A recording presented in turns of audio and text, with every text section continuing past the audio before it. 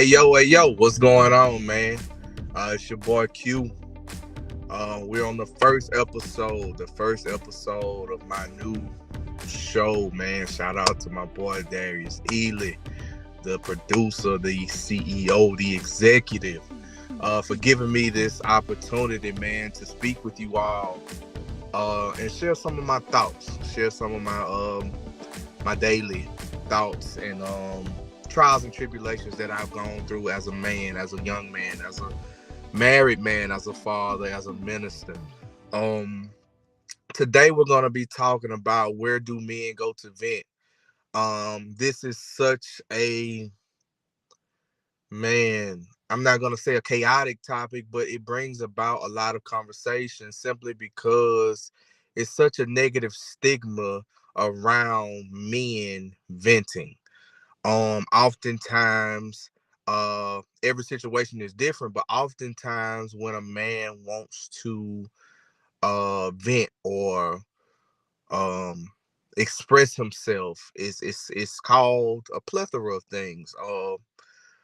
Um and a lot of them have a negative connotation connected to them. So it's either called whining, complaining, being a B word, you know what I'm saying? Being a punk, being a wimp, being soft. And in retrospect, it causes us as men to compress, you know what I'm saying? So whatever we're going through, whatever we may be dealing with, we tend to not talk about it. We tend to not properly process it. We just swallow it down.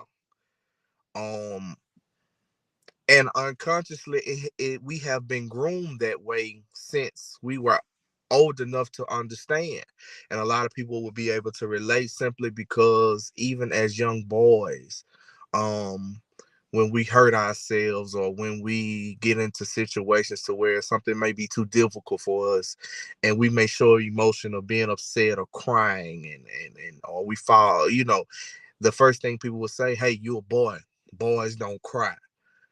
And what that does is it programs in our minds that it is a bad thing to cry. Is it a bad thing to show emotion? It's a bad thing to be human, because having emotions is just a part of being human.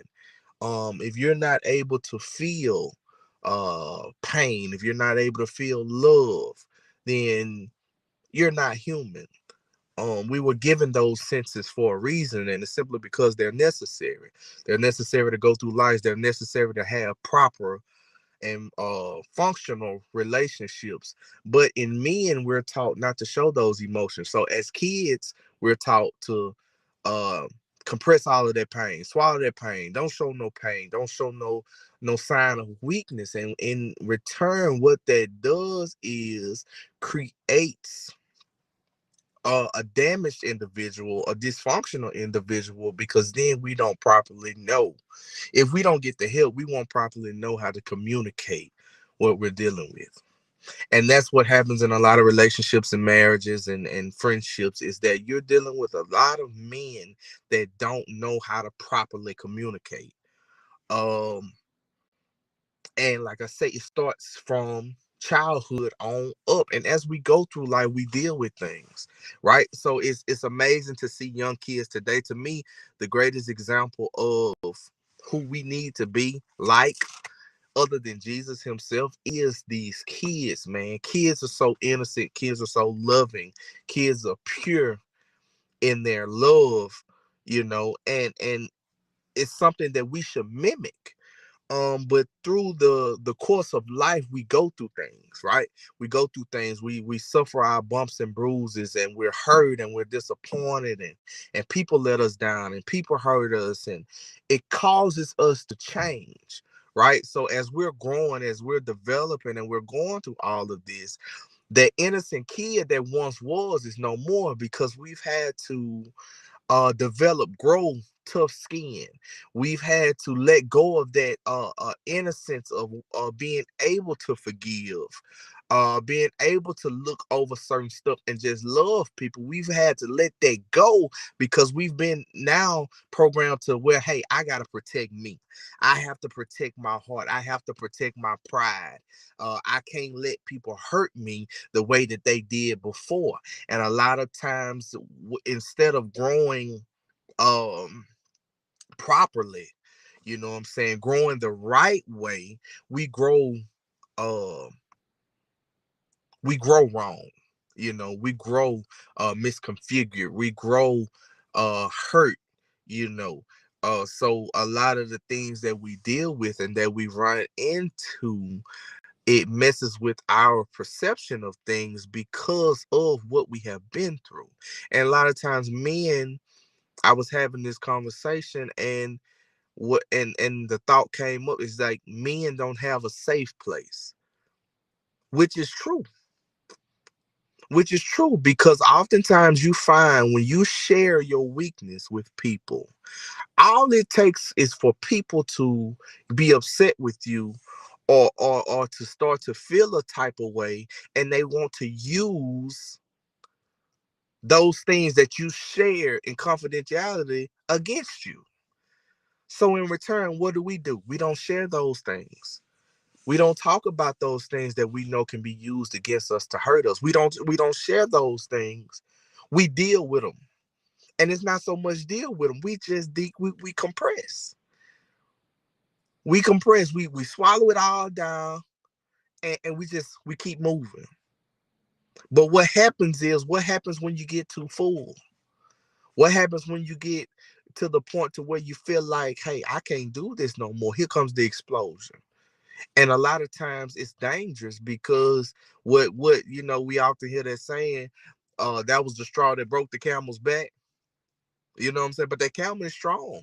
But after so long, are you packing stuff on it? You constantly packing stuff on it. And you never taking anything off. You never get a chance to get that stuff off of you. You never get the chance to filter your spirit out. You know what I'm saying? You tap out. You know what I'm saying? It's not so much of the weight of what you're carrying, but it's how you're carrying it. You know what I'm saying? A lot of times we take on things and situations that we shouldn't take on, because at the end of the day, we're not built to carry all of that. Even in the Bible, it tells you God wants you to cast all your cares, all your burdens on Him. He the only one that can deal with a lot of this stuff. You know what I'm saying? So it gets to a point to where,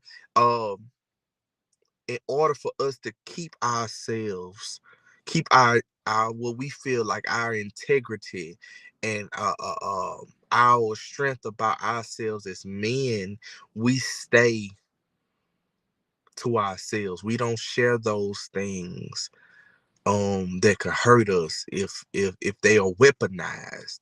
If you take my vulnerable moments and you weaponize them against me, it's like you never look at people the same way after that. So the question, like the topic for today, where do men go to vent?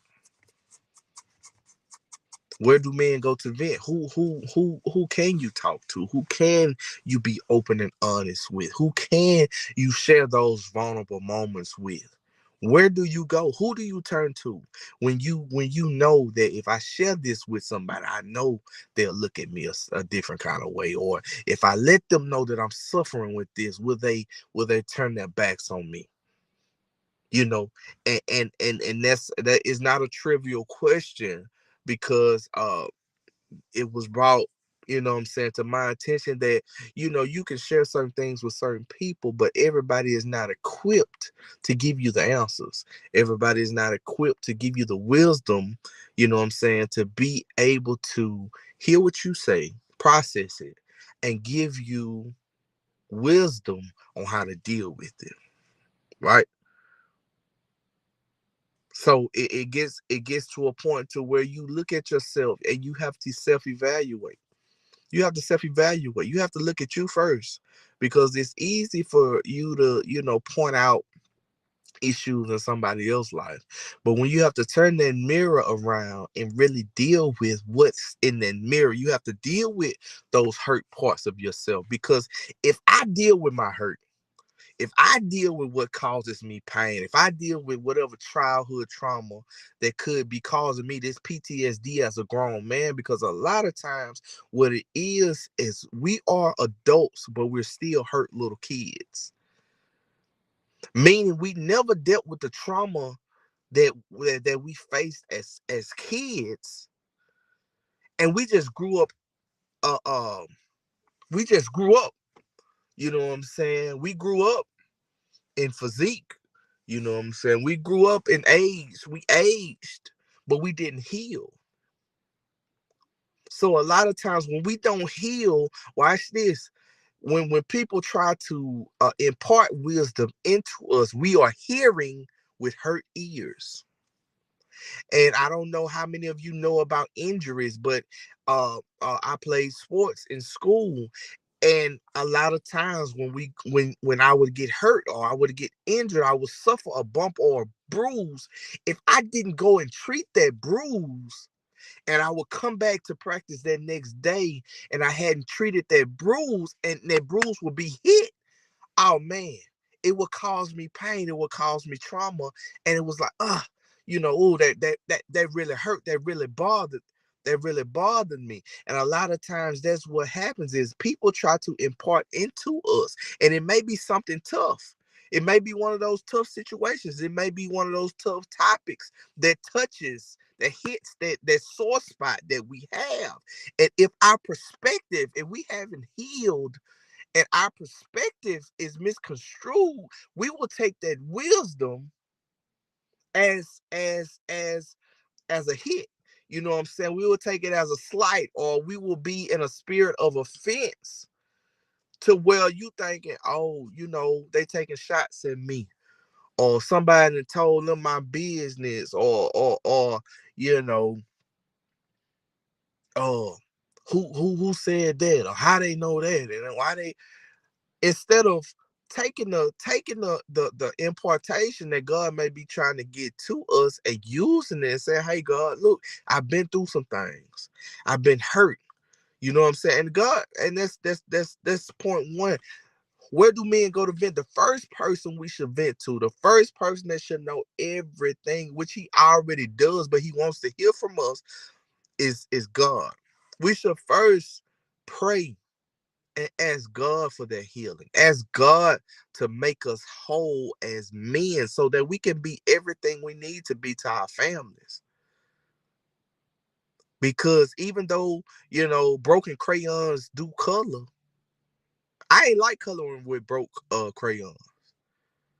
And I know a lot of people don't like coloring with broke crayons. We want to hold something. We want hold. You don't want to go out, and a lot of times that's what we have done, is that we have gone throughout life giving people pieces of us. So we've hurt some people, we've damaged some people, we've ruined some relationships because we've given people damaged pieces of us. I know I'm not the only one. We've hurt people because we weren't whole within ourselves, and we didn't properly know how to love ourselves, let alone love somebody else. And if we did love somebody else, it came with some trauma with it. You know what I'm saying? Because it's amazing how we as men, and I'm talking to the men because I feel like so many times we get beat down so much. We are the butt of every joke.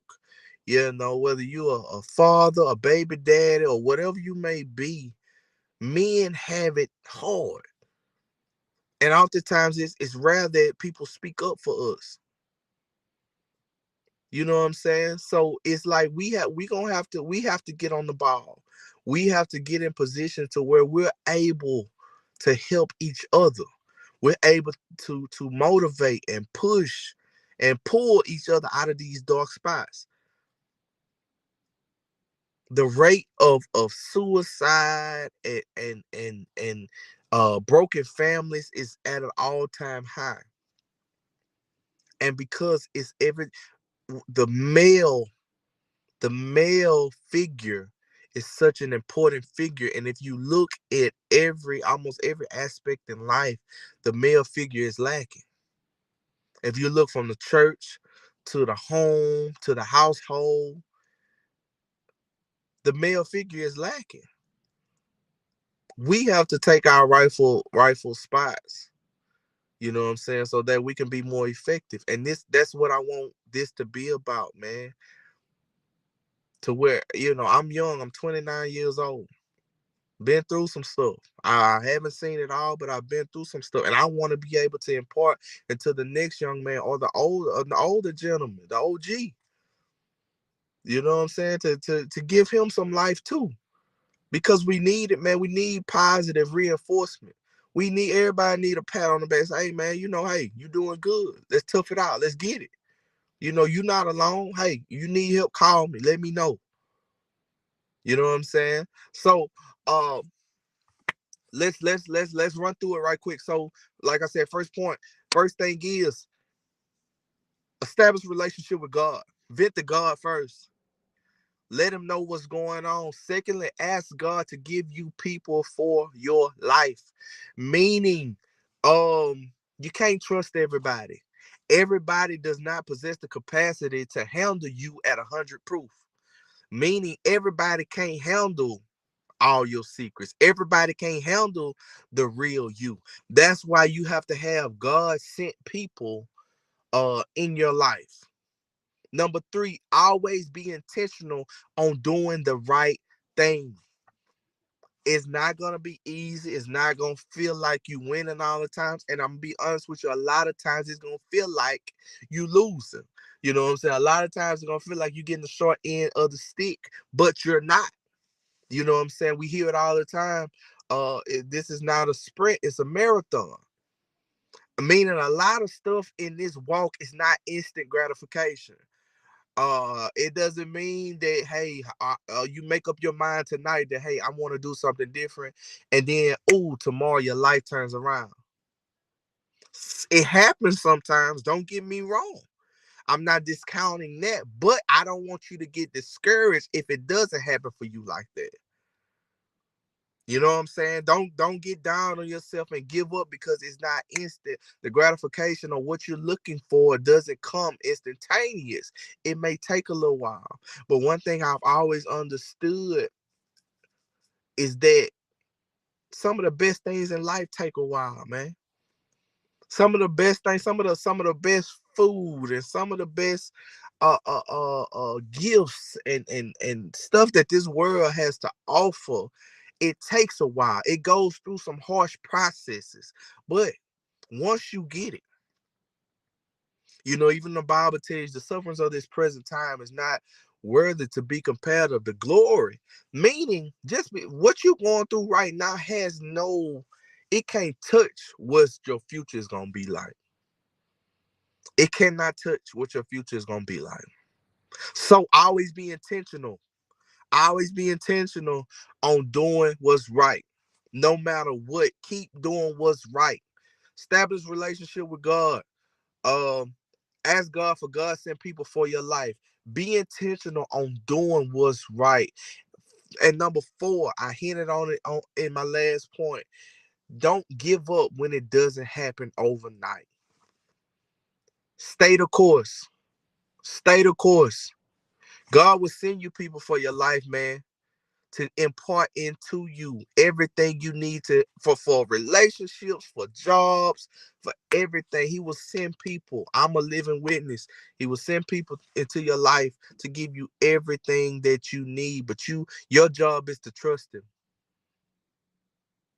I heard it said one time, God's job is to lead and feed. Your job is to follow and to swallow. And it's simple as that. It's not always easy. It doesn't always make sense, but I promise you, sooner than later, it'll turn in your favor if you start to change the mindset. A lot of times we defeat ourselves with our mindset. Before anything transpires in our life, our mindset kills everything because uh from the abundance of the heart, the mouth speaketh. You know what I'm saying? So whatever you think, you know what I'm saying, it causes these feelings. And then when these feelings come out verbally, we've put that out into the atmosphere. And our words, we give those feelings and those bad emotions life. So if you constantly putting yourself down, I ain't gonna never be this, or I ain't gonna never have this, or this will never happen for me. Well, guess what? It probably won't, because you put that out there.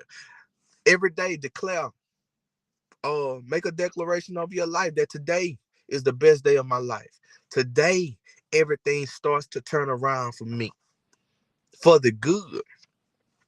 I'm gonna leave you with this.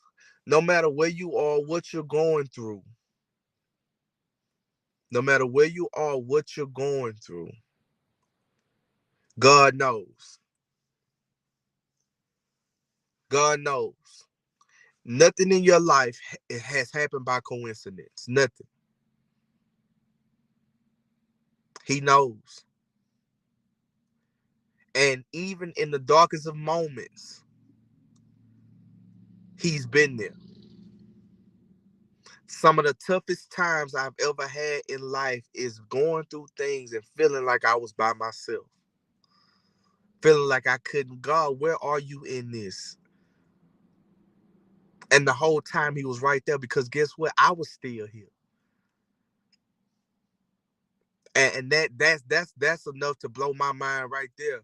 Is that I'm looking for God, and the evidence is evident when I look into the mirror, and I'm still here. One of my favorite songs in the world, it says millions didn't make it, but I was one of the ones who did. And it reigns so true, because there's millions of men, and I don't care about ethnicity, but it's millions of men that have committed suicide, that have gone on and have transitioned because they couldn't take the weight of life. I was one that wanted to get out of here because I felt like life had got too heavy. But by the grace of God, man, he kept me. He kept my mind from going to that dark place, staying in that dark place. So I want to let you know, if he did it for me, I promise you. Look. I'm not one of televangelists. I'm not uh uh uh asking you for money to send me nothing or none of that. I'm telling you real life stuff, that I've been through. That I'm a witness that they can turn around, but it's gonna have to start with you. You got to give God something. He's already sacrificed everything, his whole life for us. So you have to give him something, so that you can show him that, hey God, I'm going to be faithful. You can trust me with this. Never give up. Trust God and know that all things work together for the good. Trust God. Never give up. Trust God. Never give up. Establish relationship with God. Ask for God sent people for your life. Be intentional on doing what's right. Be intentional on doing what's right. It's not gonna be the most popular decision. You're gonna have some kickback, but hey, it all is gonna work out for the good. So hey, look, time was well spent, man. Look, it was great. Um, a great experience, man. My first episode. Hopefully, man, there's many, many more to where I'm able to share with you all. Man, look, hit me up. My social media, Q Armstrong on TikTok, JaQuinton Armstrong on Facebook. Reach out to me, man. Anything y'all want to talk about, y'all want to run it. Uh, Reach out to me. Let's get clarity. You know what I'm saying? Let's share with each other so that we can grow together. Let's do it, man. All right, man. We out.